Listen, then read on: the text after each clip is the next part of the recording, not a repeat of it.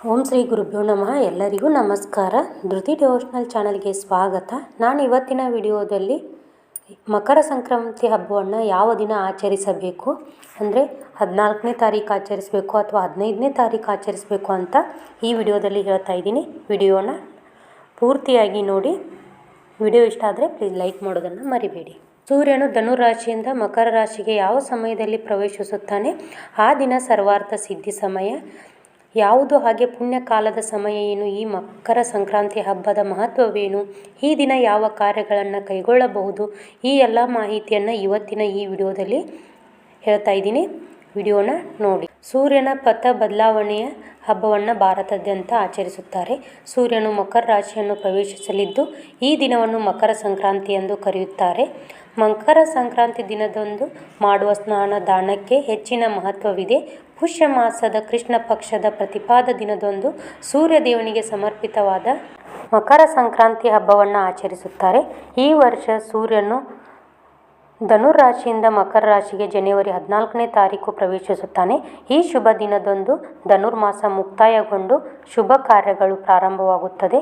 ಮಕರ ಸಂಕ್ರಾಂತಿ ಹಬ್ಬವನ್ನು ಹಿಂದೂ ಧರ್ಮದಲ್ಲಿ ಬಹಳ ಮುಖ್ಯವೆಂದು ಹೇಳಲಾಗುತ್ತದೆ.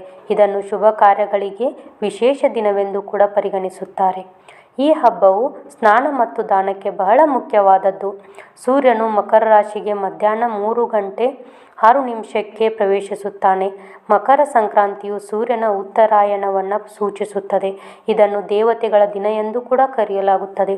ಶಾಸ್ತ್ರಗಳಲ್ಲಿ ಉತ್ತರಾಯಣವನ್ನು ಆಧ್ಯಾತ್ಮಿಕ ಪ್ರಗತಿ ಮತ್ತು ಶುಭದ ಸಮಯವೆಂದು ಹೇಳಲಾಗುತ್ತದೆ. ಮಹಾಭಾರತದ ಪ್ರಕಾರ ಭೀಷ್ಮ ಪಿತಾಮಹರು ಉತ್ತರಾಯಣವನ್ನು ಸಾಯುವವರೆಗೂ ಕಾಯುತ್ತಿದ್ದರು. ಆದ್ದರಿಂದ ಈ ಸಮಯವನ್ನು ಮೋಕ್ಷದ ಸಮಯವೆಂದು ಕೂಡ ಹೇಳಲಾಗುತ್ತದೆ. ಮಕರ ಸಂಕ್ರಾಂತಿಯೊಂದು ಸ್ನಾನ ಮಾಡಿದ ದಾನ ಮತ್ತು ಮಂತ್ರಗಳನ್ನು ಪಠಿಸುವುದರಿಂದ ವಿಶೇಷ ಫಲಿತಾಂಶ ದೊರೆಯುತ್ತದೆ. ಈ ದಿನದಂದು ಗಂಗಾ, ಯಮುನಾ ಅಥವಾ ಯಾವುದೇ ಇತರೆ ಪವಿತ್ರ ನೀರಿನಲ್ಲಿ ಸ್ನಾನ ಮಾಡುವುದರಿಂದ ಪಾಪಗಳು ನಿವಾರಣೆಯಾಗಿ ಪುಣ್ಯ ಪ್ರಾಪ್ತಿಯಾಗುತ್ತದೆ. ಪವಿತ್ರ ಸ್ನಾನವು ಹಿಂದಿನ ಪಾಪಗಳನ್ನು ಪರಿಹಾರ ಮಾಡುತ್ತದೆ ಎಂಬ ನಂಬಿಕೆ ಇದೆ. ಈ ದಿನ ಆಯಸ್ಸು ಆರೋಗ್ಯಕ್ಕಾಗಿ ಸೂರ್ಯದೇವನನ್ನು ಪೂಜಿಸುತ್ತಾರೆ. ಸ್ನೇಹಿತರೆ, ಈ ಬಾರಿ ಮಕರ ಸಂಕ್ರಾಂತಿ ಹಬ್ಬವು ಏಕಾದಶಿಯೊಂದಿಗೆ ಸೇರಿಕೊಳ್ಳುತ್ತದೆ. ಜನವರಿ 14ರಂದು ಮಕರ ಸಂಕ್ರಾಂತಿಯ ಜೊತೆಗೆ ಷಟ್ತಿಲ ಏಕಾದಶಿಯೂ ಕೂಡ ಬರುತ್ತಿದೆ. ಸೂರ್ಯದೇವರೊಂದಿಗೆ ವಿಷ್ಣುವನ್ನು ಕೂಡ ಈ ದಿನ ಪೂಜಿಸಬೇಕು. ಅವರ ಆಶೀರ್ವಾದವನ್ನು ಪಡೆದರೆ ವಿಶೇಷ ಫಲ ಪ್ರಾಪ್ತಿಯಾಗುತ್ತದೆ. ಆದ್ದರಿಂದ ಸಂಕ್ರಾಂತಿ ಏಕಾದಶಿಯೊಂದು ಬಂದರೆ ನೀವು ಈ ದಿನ ಅನ್ನ ಸೇವಿಸುವುದನ್ನು ಕೂಡ ತಪ್ಪಿಸಬೇಕು. ಆದರೆ ದಾನ ಮಾಡುವ ಮೂಲಕ ನೀವು ಪುಣ್ಯವನ್ನು ಗಳಿಸಬಹುದು. ಇನ್ನು ಈ ಮಕರ ಸಂಕ್ರಾಂತಿಯ ದಿನದಂದು ಎಳ್ಳು, ಬೆಲ್ಲ, ಕಿಚಡಿ, ಬಟ್ಟೆಗಳನ್ನು ದಾನ ಮಾಡುವುದು ಶುಭ. ಎಳ್ಳು ಶನಿ ಗ್ರಹದೊಂದಿಗೆ ಸಂಬಂಧ ಹೊಂದಿದೆ. ಆದ್ದರಿಂದ ಶನಿಯ ದುಷ್ಪರಿಣಾಮಗಳನ್ನು ನಿವಾರಿಸಲು ಈ ಎಳ್ಳನ್ನು ದಾನ ಮಾಡುವುದು ಶುಭ. ಮಕರ ಸಂಕ್ರಾಂತಿ ಹಬ್ಬವು ಕೃಷಿ ಮತ್ತು ಋತುಗಳ ಬದಲಾವಣೆಯೊಂದಿಗೆ ಸಹ ಸಂಬಂಧಿಸಿದೆ.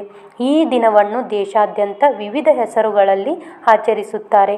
ಉತ್ತರ ಭಾರತದಲ್ಲಿ ಮಕರ ಸಂಕ್ರಾಂತಿ, ತಮಿಳುನಾಡಿನಲ್ಲಿ ಪೊಂಗಲ್, ಅಸ್ಸಾಂನಲ್ಲಿ ಭೋಗಲಿ ಬಿಹು ಮತ್ತು ಪಂಜಾಬ್ನಲ್ಲಿ ಲೋಹಿರಿ. ಈ ವರ್ಷ ಮಕರ ಸಂಕ್ರಾಂತಿಯನ್ನು ಜನವರಿ 14ರ ಬುಧವಾರದಂದು ಆಚರಿಸಲಾಗುತ್ತದೆ.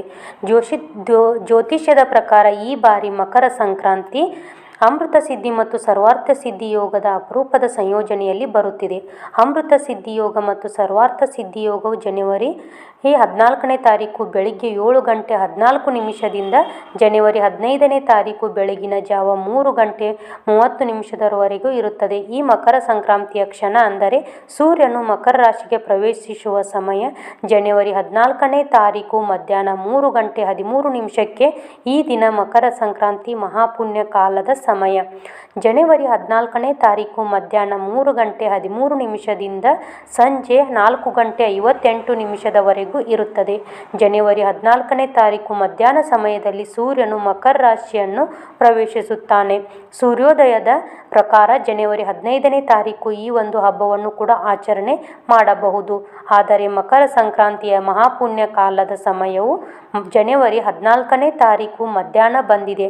ಮಹಾಪುಣ್ಯ ಕಾಲದ ಸಮಯದಲ್ಲಿ ಪೂಜೆ ಮಾಡುವವರು ಜನವರಿ 14ನೇ ತಾರೀಕು ಮಧ್ಯಾಹ್ನ ಸಮಯದಲ್ಲಿ ಸಂಜೆಯ ಸಮಯದಲ್ಲಿ ಈ ಒಂದು ಪೂಜೆಯನ್ನು ನೆರವೇರಿಸಬೇಕು. ಬೆಳಗಿನ ಜಾವ ಅಂದರೆ ಬ್ರಾಹ್ಮಿ ಮುಹೂರ್ತದಲ್ಲಿ ಪೂಜೆ ಮಾಡಲು ಬಯಸುವವರು ಜನವರಿ 15ನೇ ತಾರೀಕು ಸೂರ್ಯೋದಯದ ಪ್ರಕಾರ ಆಚರಿಸಬಹುದು.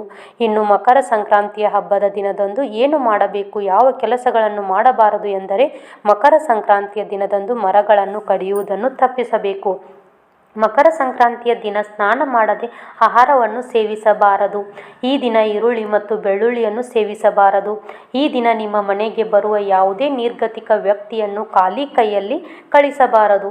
ಮಕರ ಸಂಕ್ರಾಂತಿಯ ದಿನದಂದು ಕಿಚಡಿಯನ್ನು ದಾನ ಮಾಡಬೇಕು. ಜ್ಯೋತಿಷ್ಯದ ಪ್ರಕಾರ ಈ ದಿನ ಬೆಲ್ಲ, ಎಲ್ಲ ಬೆಚ್ಚಗಿನ ಬಟ್ಟೆಗಳು, ಕಪ್ಪು ಎಳ್ಳು ಮತ್ತು ಕಿಚಡಿಯನ್ನು ದಾನ ಮಾಡುವುದು ಶುಭ. ಮಕರ ಸಂಕ್ರಾಂತಿಯ ದಿನದಂದು ಪವಿತ್ರ ನದಿಯಲ್ಲಿ ಸ್ನಾನ ಮಾಡಬೇಕು. ಈ ದಿನ ಸ್ನಾನ ಮಾಡಿದ ನಂತರ ಸೂರ್ಯ ದೇವರಿಗೆ ಪ್ರಾರ್ಥನೆಯನ್ನು ಸಲ್ಲಿಸಬೇಕು. ಜೊತೆಗೆ ಈ ದಿನ ಸೂರ್ಯನನ್ನು ಪೂಜಿಸಬೇಕು ಮತ್ತು ಸೂರ್ಯ ಮಂತ್ರಗಳನ್ನು ಪಠಿಸಬೇಕು. ಸ್ನೇಹಿತರೆ, ಇವತ್ತಿನ ವಿಡಿಯೋದಲ್ಲಿ ನಿಮಗೆ ಮಕರ ಸಂಕ್ರಾಂತಿಯ ಬಗ್ಗೆ ಇರುವಂಥ ಗೊಂದಲಗಳನ್ನು ನಿವಾರಿಸಿದ್ದೀನಿ. ಈ ವಿಡಿಯೋ ನಿಮಗೆ ಇಷ್ಟ ಆಗಿದೆ ಅಂತ ಅಂದ್ಕೊಂಡಿದ್ದೀನಿ. ಇಷ್ಟ ಆಗಿದ್ದರೆ ಪ್ಲೀಸ್ ಲೈಕ್ ಮಾಡಿರಿ, ಶೇರ್ ಮಾಡಿ, ಹಾಗೆ ಕಮೆಂಟ್ ಮಾಡೋದನ್ನು ಮರಿಬೇಡಿ. ಮತ್ತೆ ಮುಂದಿನ ವಿಡಿಯೋದಲ್ಲಿ ಸಿಗ್ತೀನಿ. ಸರ್ವೇ ಜನ ಸುಖಿನೋ ಭವಂತು.